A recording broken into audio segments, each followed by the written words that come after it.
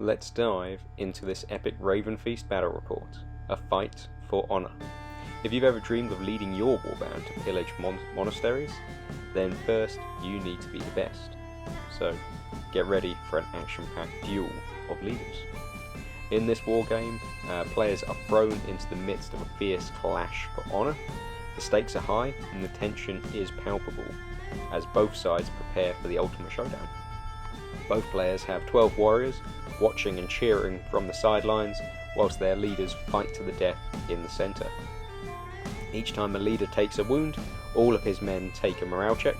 If they pass, they stay on the sidelines cheering.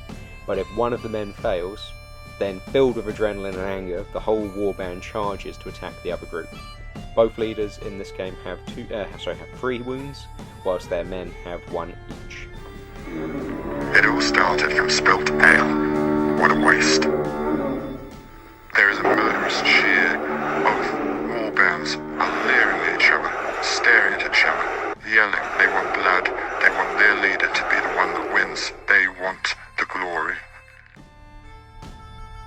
Turn 1 sees both warlords charge into combat. Swords clash on armor. And did I see the red spray of blood? Yes, the white leader has taken a flesh wound. Will his men charge or keep their composure?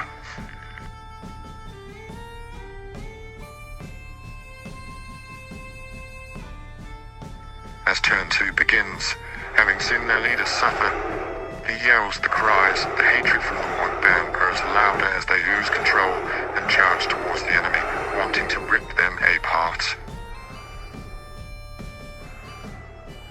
Seeing this, the blue warband lose no time in charging forth themselves. They will not leave their leader alone in the center of the field. They will strike first blood.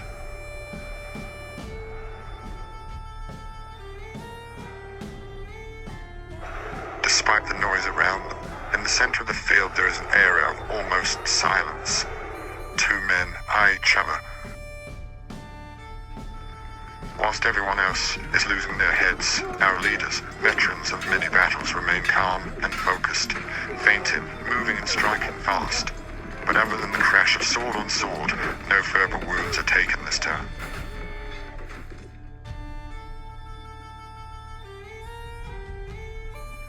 Turn 3 starts with the whoosh of arrows, although looked down upon as cowardly by some. You want to look your enemy in the eyes as you send him to Valhalla, don't you? The archers are still indispensable on the field. So the blue archer strikes home, wounding a spearman.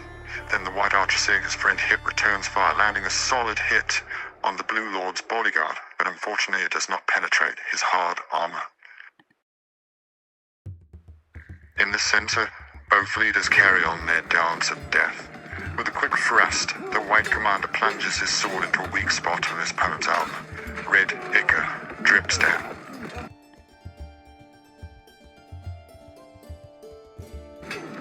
At the start of turn 4, as the commanders duel, the blue leader slips on spilt ale, and his adversary takes no time in exploiting his error, landing a second wound. With a final hurl of insult, both warbands lunge and smash into each other's lines with a mighty crash. Although wanting to spill blood, all know they must not interfere with the sacred duel, so keep to killing their own kind, for now. All along the line, yells, cries, and the clash of arms on armor can be heard. Hits are landed, but only a few get through.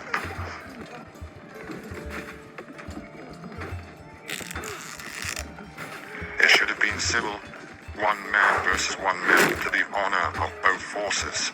But now, it's divulged into a complete maelstrom. Slaughter on both sides.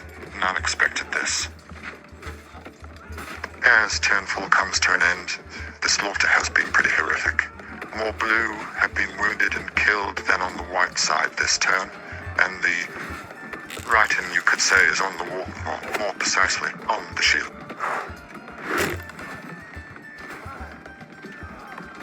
The yells are getting low now, as the men are falling. The scent of blood is in the air, as more has been spilled. The blue commander ceases opening and strikes. In a moment, it appears to all be over. Blood starts to flow from a wound in the neck, and the leader begins to fall. But is it the blue leader who has been cast down? He fell for a ploy and suffered the consequences of his folly. The blue force begin to lower their weapons, ready to swear fealty to their new leader. But with half their force dead, it is not much of a boost to their new leader's ranks. Well, I hope you enjoyed this battle report, because we really did. It was a bit different from our usual full-pitched battles, and I think more cinematic. Before we wrap up, don't forget to show your support by liking this video and subscribing so you don't miss out on future battle reports, painting and scenery tutorials. And please share your thoughts on this epic showdown in the comments below. Your feedback is always invaluable, and I can't wait to hear from you. So until next time, may your battles be epic and your victories legendary.